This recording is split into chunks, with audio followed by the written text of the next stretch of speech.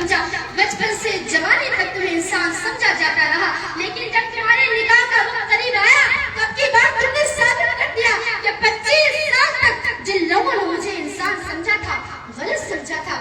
دراصل میں انسان نہیں، میں ایک شکاری کتا ہوں، درندہ ہوں، جو نکاح کے وقت گھروں میں آگ لگا دیتا ہوں، جھوپڑی سے محلے کا خاکستہ کر دیتا ہوں۔ لیکن اگر وہ غریب جانتا کہ تم ایک درندے شکاری ہو تو شاید وہ اپنی بیٹی کا ہاتھ تمہارے ہاتھ میں نہیں دیتا۔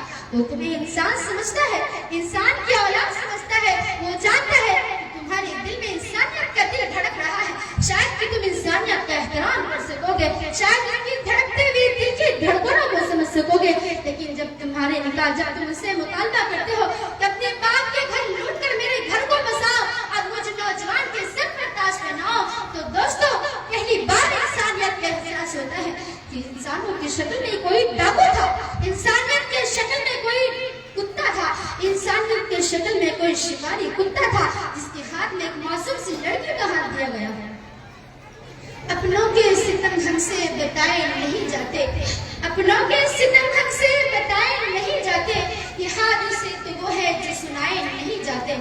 جناب عرفان بدایونی صاحب جو بہت بڑے شاعر تھے، جب انہوں نے اپنی بیٹی کی شادی کی تو اپنی بیٹی کو ساری دولتوں سے نوازا اور اپنے داماد کو تمام جہیز دی۔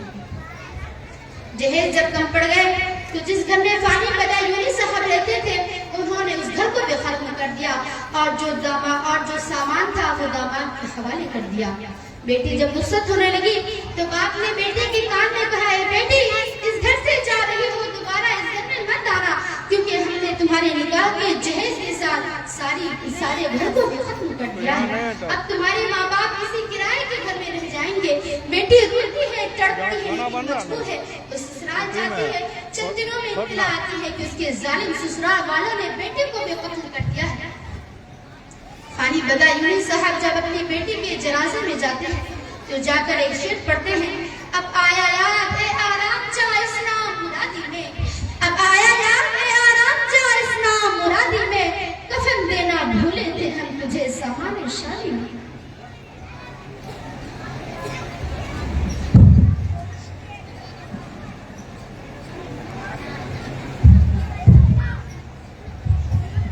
حضور صلی اللہ علیہ وسلم نے نکاح کو بہت آسان بنایا ہے، فرمایا نکاح میری سنت ہے اور زنا حرام ہے۔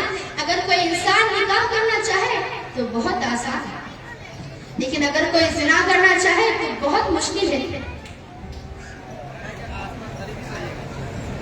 کیونکہ رسم و رواج کی زنجیروں میں جکڑے ہوئے ہیں۔ اگر رسم و رواج کی زنجیروں کو ہمارے مرد توڑنا بھی چاہے تو اللہ رحم کرے ہماری گھر کی عورتوں پر۔ یہ ساری دنیا کی بات ایک طرف، عورتوں کی ہٹ گھر میں ایک طرف ہمالیہ پہاڑ میں زلزلہ آ سکتا ہے، زمین پھٹ سکتی ہے، آسمان ٹل سکتا ہے، مگر یہ عورت کی ذات نہ ٹلتی ہے نہ ٹلتی۔ ممکن ہے ٹل جائے زمین اپنی جگہ سے، ممکن ہے ٹل جائے زمین اپنی جگہ سے، مگر یہ عورت کی فطرت نہ ٹلی ہے نہ ٹلی۔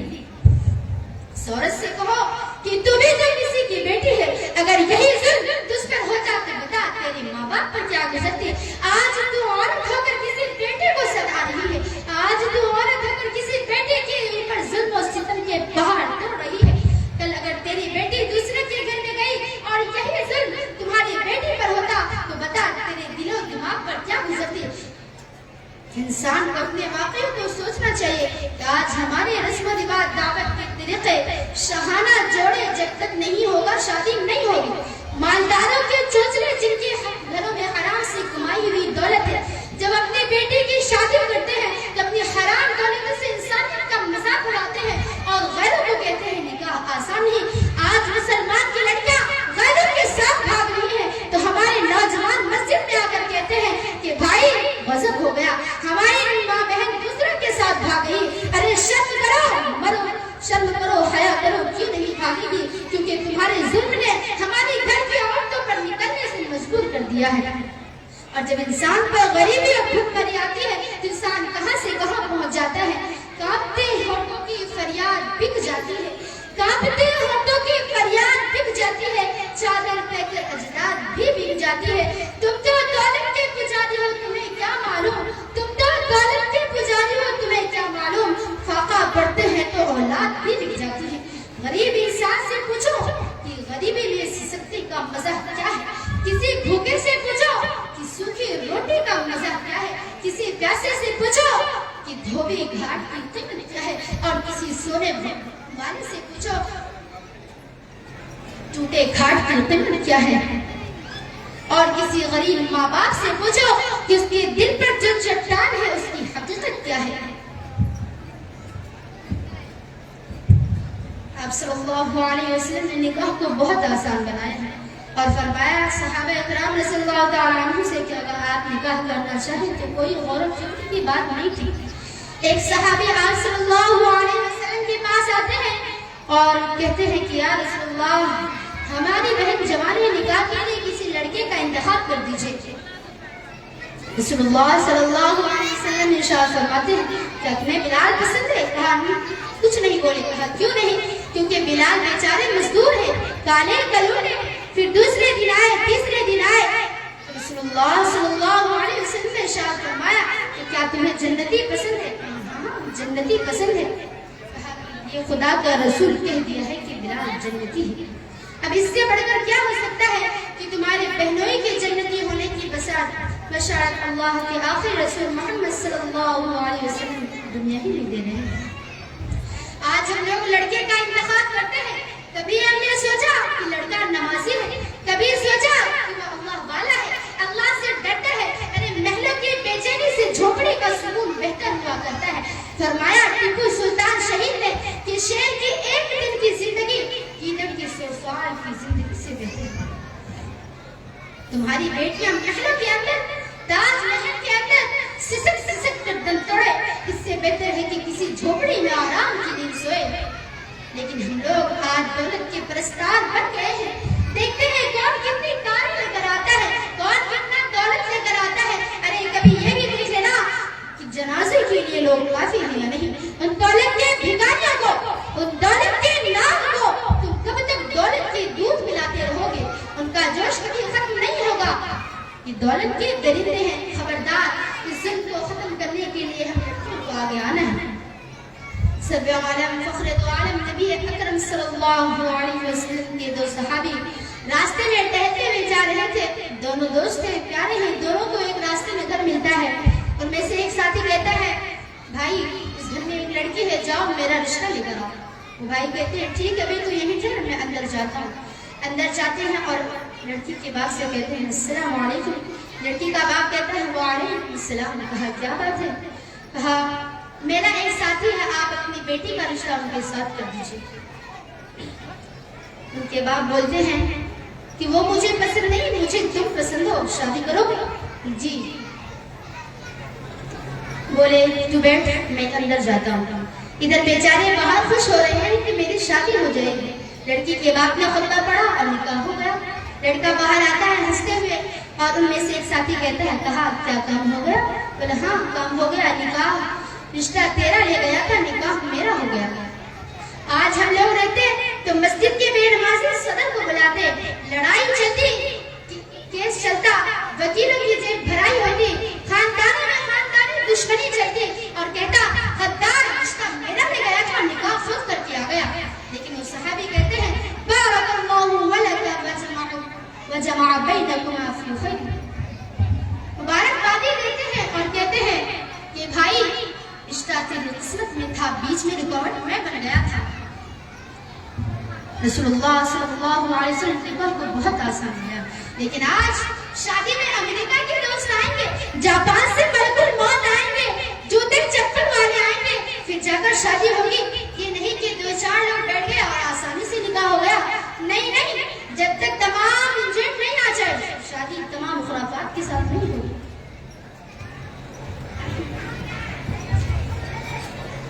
ارے شرم کرو، مرو گے تو جنازے کی نماز مسجد میں ہوگی۔ تو کتنا بدبخت اور بدنصیب انسان ہے کہ تمہارے بچے کے لیے خدا کا گھر نصیب نہیں ہوا۔ دوسری جگہ شادی ہوتی ہے، نکاح ہوتا ہے، جہیز دینے والے دناتے ہوئے مظاہرے کرتے ہیں اور وہ پوری دولت کو طلب کرتے ہیں۔ ہمارے علماء کرام ان کا بائیکاٹ نہیں کرتے۔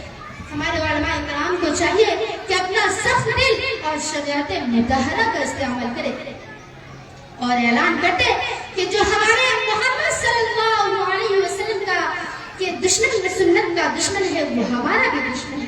یہ اعلان ہمیں کرنا ہے.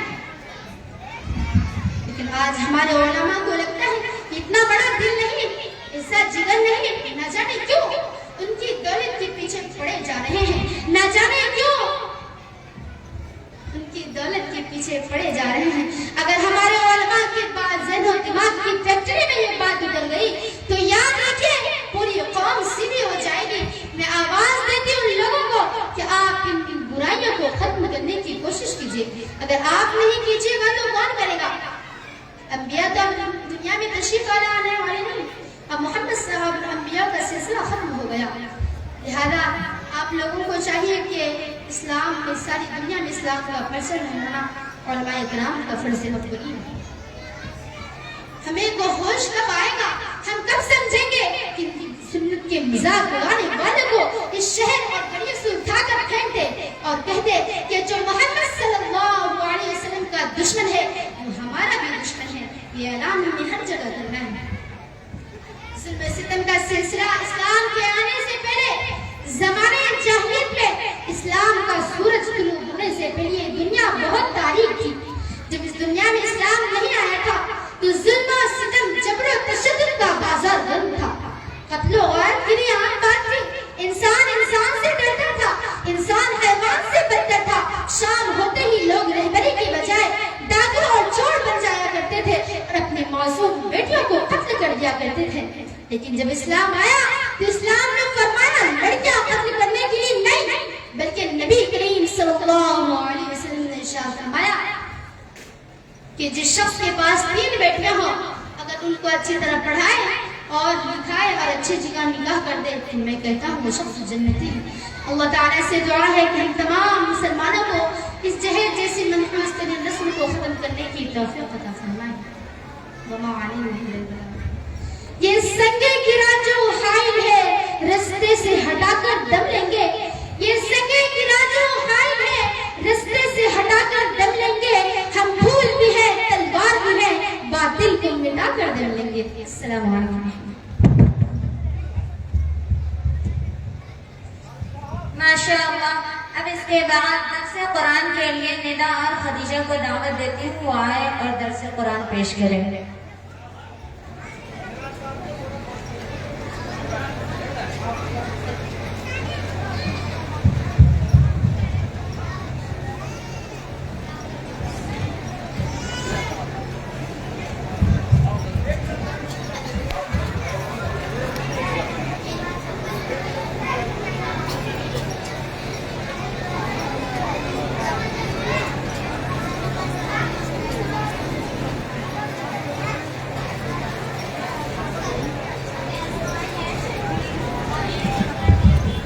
السلام علیکم ورحمۃ اللہ وبرکاتہ.